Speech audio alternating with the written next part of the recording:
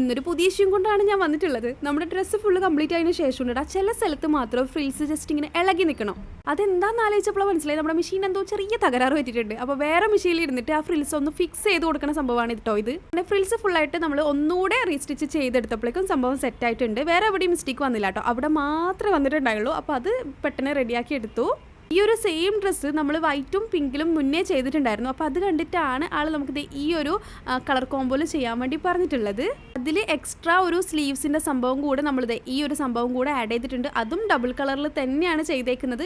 നല്ല അടിപൊളി കോംബോ ആയിരുന്നു കേട്ടോ, വൈനും പിങ്കും. പിന്നെ ബാക്ക്ലോഗും കൂടി ആകുമ്പോൾ അതിനൊന്നും കൂടി ഒന്ന് മൊഞ്ചാക്കി എടുത്തിട്ടുണ്ട്. അത്യാവശ്യം നല്ല ഫ്ലയർഡ് ആയിട്ടാണ് കേട്ടോ ചെയ്തെടുത്തേക്കുന്നത്. പോരാത്തതിനെന്താ നല്ല തിക്കായിട്ടുള്ള ഫ്രില്ലും കൂടെ കൊടുത്തപ്പോഴേക്കും സംഭവം സെറ്റായിട്ടുണ്ട്. ഇപ്പോൾ കുറച്ചായിട്ട് എല്ലാ ഡ്രസ്സിൻ്റെ വീഡിയോസ് അങ്ങനെ ഞാൻ എടുക്കലില്ല. എനിക്ക് പെട്ടെന്ന് കൊറിയർ അയച്ച് വിടല കേട്ടോ. അപ്പോൾ ഈ ഒരു ഡ്രസ്സിൻ്റെ വീഡിയോ എടുക്കാൻ എന്തുകൊണ്ടാണെന്ന് വെച്ചാൽ ഇതിൻ്റെ കളർ കോമ്പോ തന്നെയാണ് എനിക്ക് ഭയങ്കര ഇഷ്ടമായിട്ടുണ്ടായിരുന്നത്. കാരണം ആ ഒരു കളർ നല്ല രസമുണ്ടായിരുന്നു. എനിക്കൊന്ന് ഫോണിൽ കാണുന്നതിനേക്കാളും ഭംഗിയുണ്ടായിരുന്നു ഞാൻ ഡയറക്റ്റ് നമ്മുടെ കണ്ണിൽ ഈ സംഭവം കാണുമ്പോൾ.